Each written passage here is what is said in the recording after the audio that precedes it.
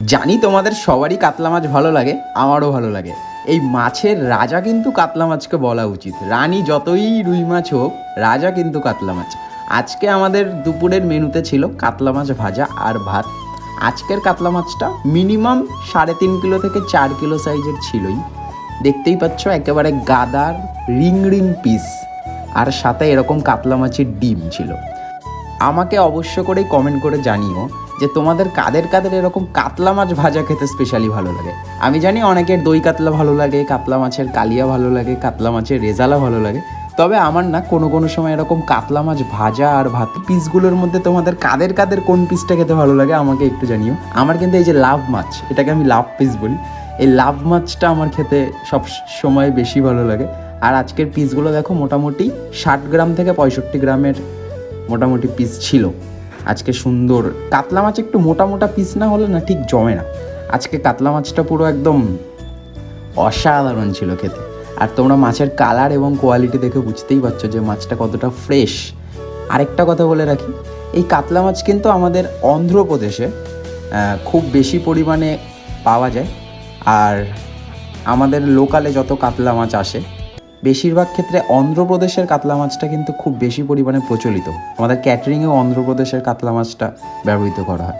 এই পিসটা অনেকের ভালো লাগে। আর এইটা হচ্ছে পেটির পিস। আমি পেটিটাকে আজকে কাটিনি, জাস্ট নর্মালি রেখেছি। এটা তোমরা কেটে লম্বাও করে নিতে পারো। আর এই পেটি অনেকের ভালো লাগে, অনেকের গাদা ভালো লাগে। এই পিসটাও খুব ভালো। আর এই যে মাছের ডিম, কাতলা মাছের ডিম ছাড়া কিন্তু কাতলা মাছ অসম্পূর্ণ। তাই কাতলা মাছের ডিম আর কাতলা মাছ ভাজা হচ্ছে আজকের দুপুরের মেনু। এইবার হচ্ছে খাওয়া দাওয়ার পালা। সাদা ভাত আর কাতলা মাছের ডিম ভাজা, নুন লঙ্কা, আর এখানে পেঁয়াজ ভাজা ছিল, আর সাথে এরকম কড়া করে মাছ ভাজা।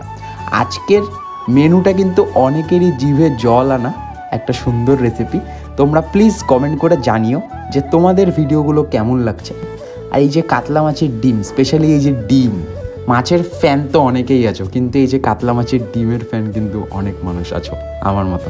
আর কাতলা মাছটা যথেষ্ট পরিমাণ আজকে কড়া করে ভাজা হয়েছিল। মাকে আমি বলেছিলাম যে মাছটা যেন হালকা ভাজানো হয়, কড়া ভাজা। আর এই যে ডিমটা, এই ডিমটা একদমই চটকিয়ে করা নয়, মেখে করা নয়, এর মধ্যে কিচ্ছু দেওয়া নেই। এটা যেমনভাবে ডিমটা আনা হয়েছিল, জাস্ট নুন আর হলুদ মাখিয়ে পুরো কড়াইতে আস্তে আস্তে করে ভাজা। জাস্ট ডিমটা ভাঙলাম, দেখো পিচটা তোমরা একবার দেখো যে যতটা ফ্রেশ ভেবেছিলাম প্রথমে তার থেকেও বেশি জুসি ভিতরটা, একদম অসাধারণ তুলতুলে কাতলা মাছ। আমি কি বলবো, কাতলা মাছটার এত সুন্দর স্বাদ ছিল। আর এটা গ্যারেন্টি কোনো পুকুরের বা বিলের কাতলা।